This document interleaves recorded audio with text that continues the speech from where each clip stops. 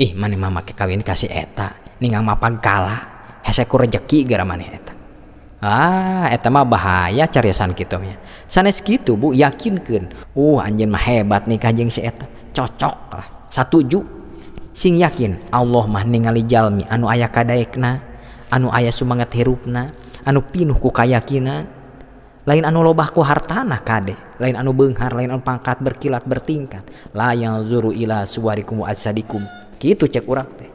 Nu kitu mah aya beakna, tapi sumanget kayakinan kasolehan eta anu bakal muka pantor rezeki anu teu aya bandinganna. Insyaallah berkah, sakinah, mawadah warahmah. Yakin Bu, eta budak bakal kahudang sumanget rumah tanggana. Tah kitu diantara kriteria wali mah sok ngabantu batur kumaha carana ningkat kayakinanana. Ngalongok anu teu damang, caket anu teu damang teh cabak taarna. Tos lami ieu teh panasna, tos saminggu nya eta. Tos saminggu, alah euy, tatangga kuring oge saminggu kaduana. Kunaon cager, lain paeh. Atuh eta mah maot ngadadak gara Bu, gara-gara reuasnya. Sok aya nu kitu nya. Ulah kitu eta teh ngaragrageun kayakinan batur, sumangetan. Anu teu damang mah kudu pinuh ku roja, optimisme. Cek urang teh ti bangsa kieu wae mah teu sapira. Abdi mah leuwih ti kieu baheula. Tapi alhamdulillah mampu melewati masa-masa kritis eta sehingga tiasa deui sehat sabihara-bihari jiga ayeuna. Allah nu maha ngadekeun, sing kuat sing yakin. Da urang mah ikhtiarna atos, diobatanana nuju. Moal samata-mata Allah ngalungsurkeun ujian ieu lamun teu aya kasayanana. Kitu kedahna mah Bu. Insyaallah tereh tahadena. Assalamualaikum warahmatullahi wabarakatuh.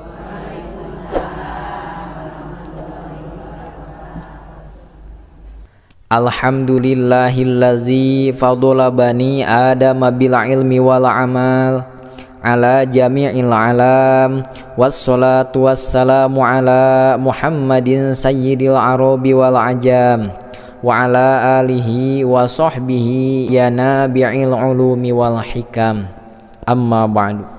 Faqala Allah ta'ala fi kitabihil karim wa huwa asdaqul qailina alim. A'udzu billahi minasy syaithanir rajim. Bismillahirrahmanirrahim. Ala inna awliya Allahi la khaufun 'alaihim wa la hum yahzanun. Al-ayah wallahu alam bihaqiqatil murad. Shadaqallahul azim wa shadaqa rasuluhun nabiyunal karim. Wa insyaallahu nahnu ala dzalika minasy syahidin wasyakirin walhamdulillahi rabbil alamin. Puja sinarang puji eta sadaya kagungan Allah anu maha ngarungu, maha nyakseni, maha caket ka urang sadaya, anu parantos ngatur kana pertemuan urang sadaya, anu maparin nikmat anu teu aya wates wangeunna. Sinarang anu maha sabar sok sanaos kaayaan urang seueur midamel dosa sinarang maksiat. Shalawat sinarang salam mugia kacurah limpahkeun ka junjunan alam habibana wa nabiyyanal karim Muhammad sallallahu alaihi wasallam. Tehilap ka para ahli wargina, para durriyahna, para sahabatna, tabiin tabiat atba'u tabiin tug faraga dugi ka urang sadayana. Mugia urang kenging syafaat mantena jaga di yaumil jaja, amin ya Allah ya rabbal alamin. Kaum ibu rahimakumullah, pribados bade ngaguar sasiereun sabeunyereun perkawis ciri-ciri atawa kriteria seorang wali. Nah abet ngabahas ieu, ari wali teh nyaeta jalmi anu dipika cinta diperhatoskeun ku Allah. Pan urang teh hoyong sanes diperhatoskeun sareng dipika cinta ku Allah teh. Mata kedah terang amalanana anu jadi wali. Salarasna nama anu namina wali mah seueur. Aya wali kelas, aya wali murid, wali nikah, aya wali band, aya wali leuh jeung sajabana. Tah anu dibahas di dieu mah wali di bidang thariqah. Saha anu disebut wali teh? Nyaeta jalmi anu diperhatoskeun dipika cinta ku Allah, kakasih Allah. Naha urang tiasa ngudag kana pangkat kawalian? Tiasa Bu. Anu teu tiasa mah pangkat kanabian. da atos ditutup ku Kangjeng Nabi, la nabiyya ba'dah. Ari wali mah tiasa, ari istri tiasa teh janten wali.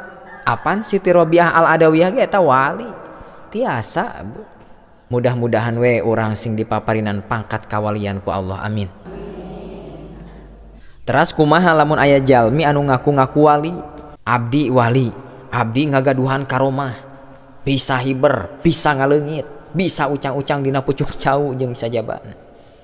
Tah eta teh tong dipercanten, bohongna ge pasti 1000%.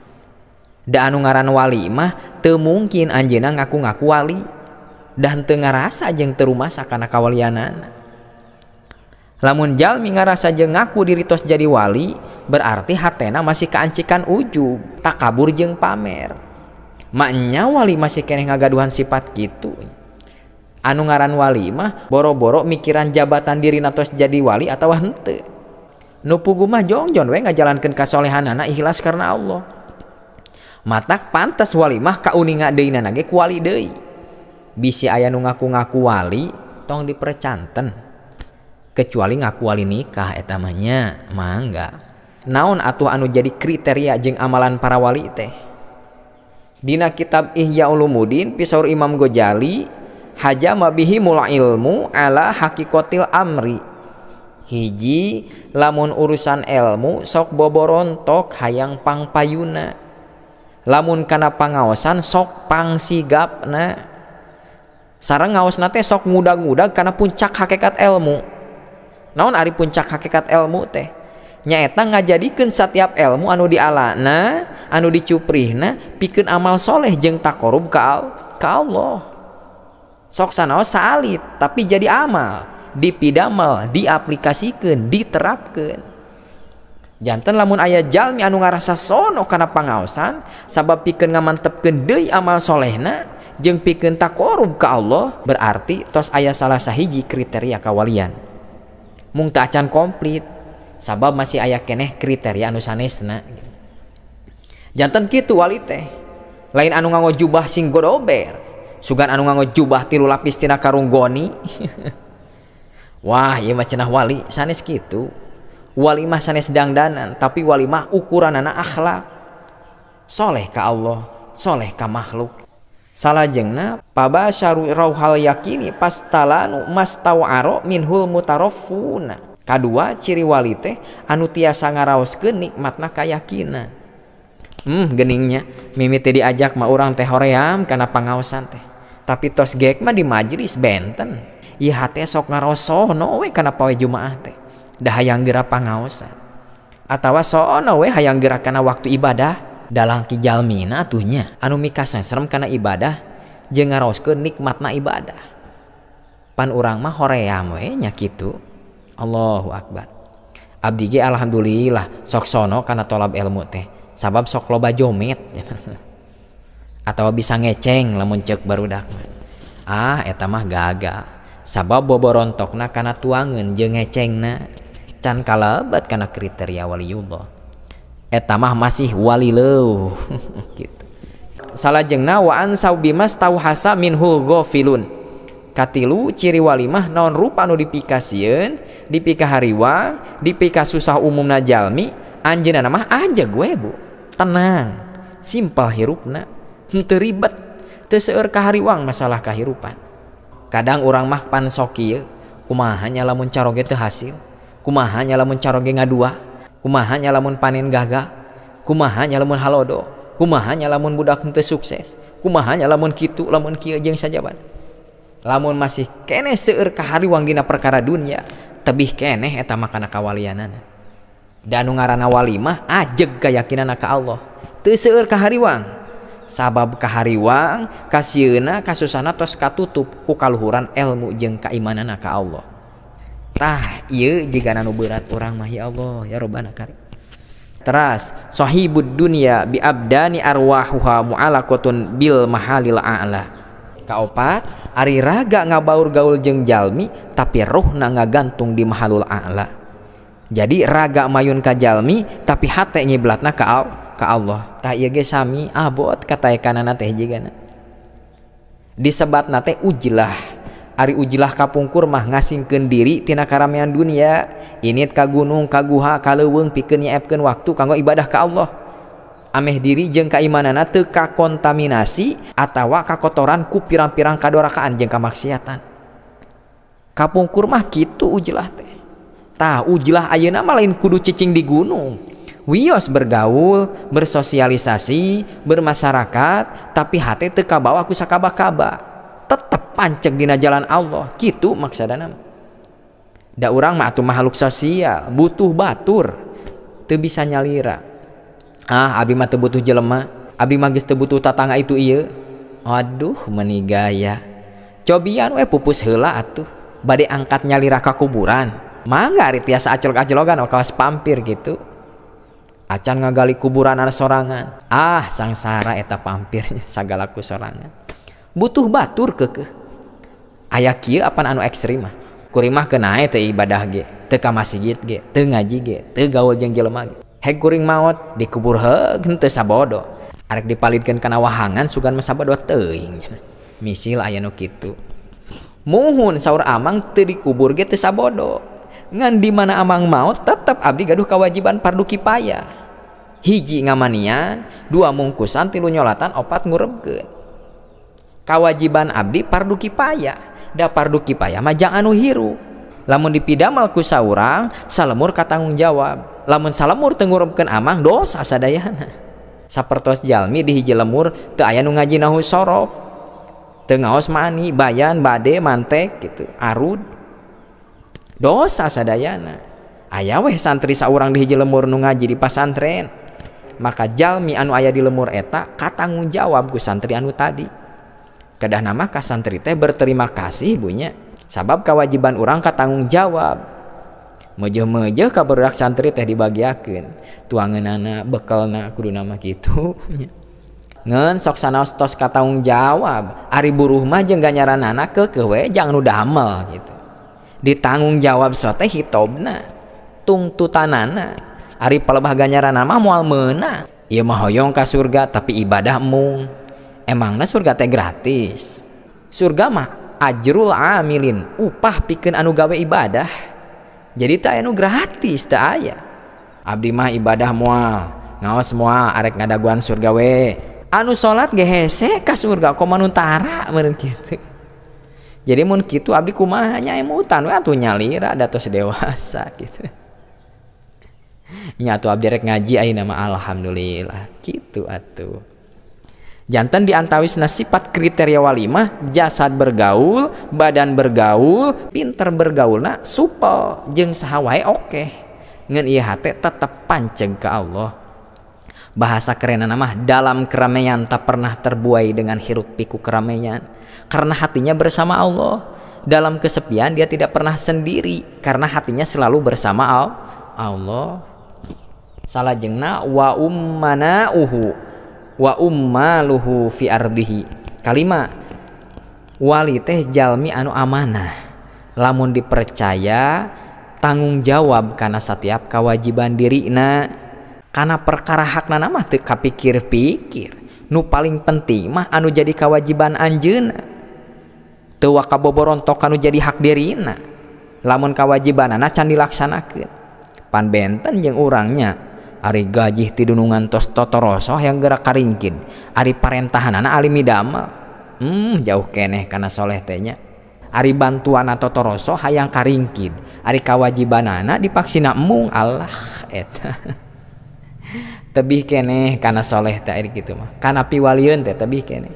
Jeung ciri wali teh wa ummaluhu nyaeta sok ngamakmurkeun bumi taneuh. Anu tadina ieu teh teu aya pepelakan, gersang. Teras we dihijaukeun, reboisasi programna teh kitu, penghijauan tah eta. Kitu tah wali teh ummana jalmi anu amanah. Amanah ngajalankeun tugas khalifah di muka bumi. Amanah kanu jadi tetanggunganana ngurus anu dipingpina. Lamun caroge amanah ngurus titipan Allahna nyaeta anak jeung istrina. Lamun anu jadi istri amanah ngurus titipan Allahna nyaeta anak jeung harta kahormatanana. Jadi aparat amanah karena ngurus anu jadi tugasna. Lamun jadi guru amanah ngurus jeung ngadidik murid-muridna. Janten kiai amanah ngurus masyarakat jeung santri-santrina. janten masyarakat amanah karena tugas dirina janten masyarakat, janten murid amanah karena tugas dirina jadi murid, jeung sajabana tuluy.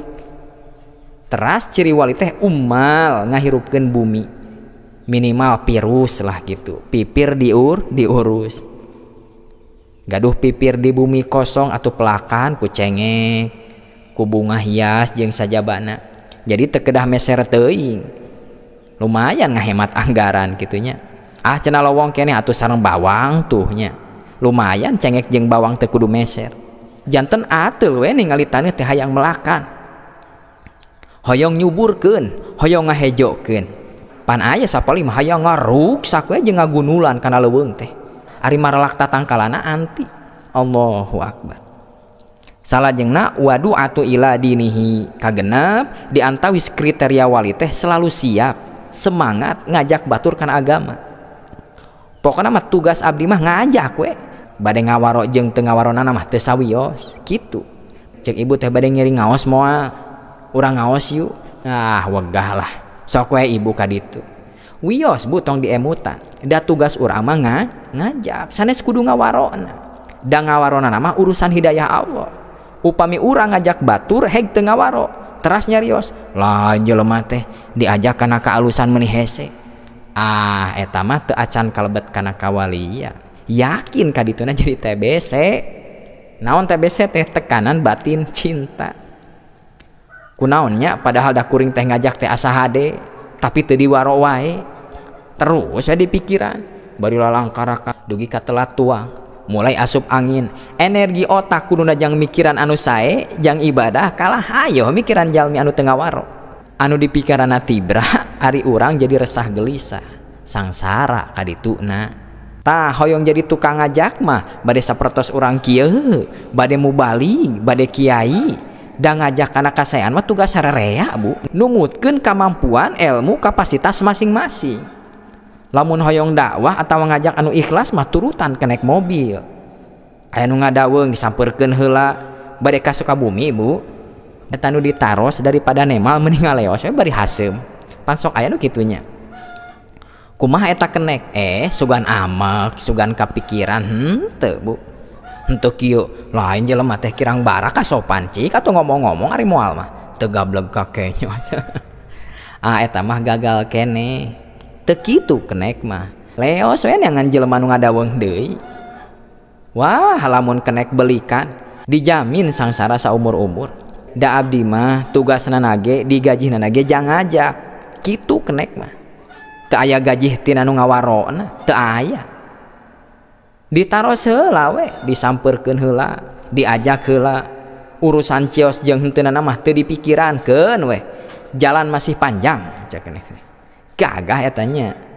Lamun kiai ngajak jalmi kana kasaean, kana ibadah heg teu ngawaro wae, terus kalah diadat, diontrog ka imana hiji-hiji, bari diacungkeun bedog. Ari sia teh rek kararaji moal, rek sarolat moal. Wah, bahaya. Tengali atuh faqulalahu qaulal layyina la'allahu yatadzakkaru aw yakhsha. Surah Allah dina surat Toha, Musa Harun ucapkeun ka Firaun ku ucapan anu lemah lembut. Sugan we boga rasa sieun jeung ngawaro. Nabi Musa anu pangkatna nabi, Firaun pangkatna jelema pangjahatna sadunya, diajakna ku lemah lembut. Ari urang saha? Nah, urang dakwah ka jalmi, ngajak ka jalmi ku bahasa anu kasar. Bari ka anu diajakna ge saiman keneh. Janten dakwah ngajak anu paling seukeut mah dakwah para aulia. Tara suntak-sentak, tara sasengor, komo nya caleh jalmi mah. Aneh balik tina pangajian teh jadi ngagedur rasa amek ka hiji jelema. Da sabab nu ngajina nya celeh jelema. Kuduna balik tina pangajian mah rahmatan lil alamin, pinuh ku kacinta, leuleus hate teh kitu atuh. Pinuh ku kacinta jeung bahasa anu kalintang peryoga. Matak pantes gampil nurutna. Janten tugas dakwah ngajak jalmi kana kasaean mah sanes kanggo kiai hungkul ibu, tapi tugas sadaya umat Islam. Mangga ajak ti kawit keluarga urang. Nembe anu sanesna ku cara anu sae, bahasana anu sae, sareng ditasorupkeun kana situasi jeung kondisi anu diajakna. Ulah ieu mah batur keur ariweuh hayo dipaksa-paksa diajak kana pangajian. Sanes kitu sing terang kana sikon, situasi jeung kondisi nu tepat. sehingga henteu jadi pacengkadan deui ka dituna jeung dina bentuk kasaean naon wae. Samisil ngajak kana sodaqoh, kaleresan tatangga urang teh nuju lieur eueuh ragap taya, hutangna raweuy di mana-mana, urang rereongan yuk kanggo anu gaduh langku, etang-etang pang beberah manahna we ieu mah mugi tiasa manfaat dunia akhirat. Tah kitu ngajak teh ibu, eta ngajak batur jadi sodaqoh. Pokona upami ieu diri tos sumanget ngajak kana kasaean bari ikhlas jeung carana nu sae samisil kenek tadi meureun kitu, maka kasempetan kanggo diperhatoskeun jeung dipilih ku Allah teh tos deet, sabab tos ngagaduhan karakter kawalian. Salajengna wa minha ayyakuna syadidal inayati li taqwiyatil yakin. Anu katujuh anu terakhir saur Imam Ghazali di antara ciri wali teh nyaeta jalmi anu ngagaduhan ilmu anu hatena banget toto rasa toto jrok hayang nguatkeun kayakinan ka Allah jeung sok hoyong ngabantu batur supaya pinuh ku kayakinan. Contoh, aya barudak datang ka urang, anjeunna hoyong nikah. Saur urang teh, ari anjeun eta arek nikah tos persiapan naon? Nyaeta abdi teh can gaduh bekal salit-alit acan saleresna mah. Saur urang teh kieu, yeuh anjeun Allah, calon anu Allah, nikah ge dipiwarang ku Allah. Anjeun teh berarti rek ngajalankeun perintah Allah. Dicontohana ge ku Kangjeng Rasul, sunah ngaranna, wayahna we sing sumanget. Biayana ku Allah anu nyadiakeun. Ngeun kade kudu aya ikhtiar jeung kadae, doa anu ngadorongna. Ikhtiarna sampurnakeun bari kalempeng, doa tuturkeun. Kumaha we carana mah sok ayeuna ikhtiaran. Dorong ku doa, yakin ka Allah. Kitu Bu disumangetan. Cek urang teh ti mana we jalanana mah bisa tina ngahutang heula, datang sugan ka babaturan anu boga leuwih. Pok nyarita, abdi mah geus buleud bade nikah, ngajalankeun sunah Kanjeng Rasul. Sabab kuring can gaduh ipekahna, heugae teu abdi nginjem heula ka didinya 5 juta. Abdi siap tanggung jawab dunia akhiratna. Doakeun abdi amih bener-bener sumanget dina kasabna. Ari pok teh rerencanganna kieu kagok atau 5 juta wae mah. Kopoe mere lah, hitung-hitung ngado. Tuh nya ari didorong ku kayakinan jeung doa mah, ikhtiar teh jadi istimewa. Pokona mah yakinkeun kana pitulung Allah saha wae jalmi anu hoyong ngalaksanakeun perintah Allah jeung Rasulna.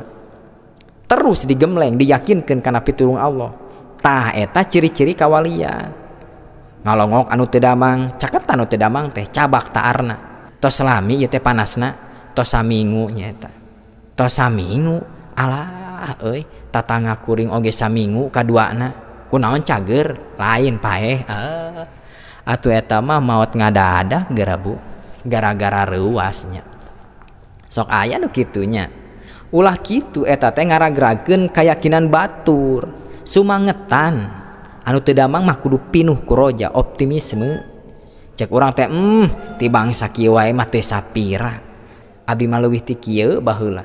Tapi alhamdulillah mampu melewati masa-masa kritis eta sehingga tiasa deui sehat sabihara-bihari jiga ayeuna. Allah nu maha ngadekeun, sing kuat sing yakin. Da urang mah ikhtiarna atos, diobatanana nuju. Moal samata-mata Allah ngalungsurkeun ujian ieu, lamun teu aya kasayanana. Kitu kedahna mah Bu. Insyaallah tereh tahadena. Pan urang mah sok supaya we nyarios teh nya. Jiga eleg tapi meupeuh batur eta teh. Contoh nu lain misalkan, ih maneh mah make kawin kasih eta, ningang mapag kala, hese ku rejeki gara maneh eta. Eta mah bahaya cariosan kitu nya. Sanes kitu Bu, yakinkeun, anjeun mah hebat nikah jeung si eta. Cocok lah, satuju. Sing yakin Allah mah ningali jalmi anu aya kadaekna, anu aya sumanget hirupna, anu pinuh ku kayakinan. Lain anu lobah ku hartana kade, lain anu beunghar, lain anu pangkat berkilat bertingkat. La yanzuru ila suwarikum wa asadikum. Kitu cek urang teh. Nu kitu mah aya beakna, tapi sumanget kayakinan kasolehan eta anu bakal muka pantor rezeki anu teu aya bandinganana. Insyaallah berkah, sakinah, mawadah warahmah. Yakin Bu eta budak bakal kahudang sumanget rumah tanggana. Tah kitu di antara kriteria wali mah sok ngabantu batur kumaha carana ningkat kayakinanana, ningkat semangatna, harapanana ka Allah. Mudah-mudahan orang tiasa sapertos kitunya Bu, amin. Pisaur Kangjeng Rasul, al yakinu al imanu kulluh, kayakinan teh mangrupakeun keimanan anu sampurna. Hiji cenah naon, lamun urusan ilmu sok boborontok hayang pangpayuna. Dua, ciri wali teh anu tiasa ngaraoskeun nikmatna kayakinan. Tilu, naon rupa anu dipikasieun dipika hariwang dipika susah ku umumna jalmi, anjeunna mah aja gue bu, tenang, simpel hirupna, teu ribet, teu sagala dipikir, teu seueur ka hariwang, mayunan kahirupan dunya teh kitu. Opat, ari raga ngabaur gaul jeung jalmi tapi ruhna ngagantung di mahalul a'la. Jadi raga mayun ka jalmi tapi hate ngiblatna ka Allah. 5. Amanah, lamun dipercaya tanggung jawab karena setiap anu jadi kewajibanana jeung sok ngamakmurkeun bumi. 6. Selalu siap semangat ngajak umat kana agama. 7. Anu ngagaduhan ilmu anu hatena banget toto jorok toto rosok hayang nguatkeun keyakinan dirina jeung sok ngabantu nguatkeun keyakinan batur. Tah ieu ibu kriteria kawalian teh. Mudah-mudahan we urang sadayana tiasa kataekan ilmu kawalian ieu nya. Amin ya Allah ya rabbal alamin. Matak lamun aya anu naros ka urang, naon anu dicita-citakeun ayeuna? Lamun baheula mah ngajawabna teh hayang jadi dokter, hayang jadi TNI, astronot, PNS, presiden, pengusaha gitu. Hayang lega tanah, hayang loba usaha, hayang loba harta jeung sajabana. Tah ayeuna mah kieu walerna teh. Doakeun we abdi mah hoyong janten jalmi soleh, hoyong janten wali anu diperhatoskeun ku Allah, anu dipika cinta ku Allah. Mudah-mudahan we Allah ngeresakeun. Kitu Bu. Insyaallah janten doa anu sae kangge urang. Mugi ieu obrolan aya mangpaatna. Laresna lungsur ti Allah lepatna murni kabodohan pribados. Mugi Allah ngalungsurkeun panghampurana. Kalayan ditutup ku dua akhir majelis. Subhanakallahumma wa bihamdika asyhadu an la ilaha illa anta astaghfiruka wa atubu ilaik. Wallahu muwaffiq ila aqwamit thoriq. Wassalamualaikum warahmatullahi wabarakatuh.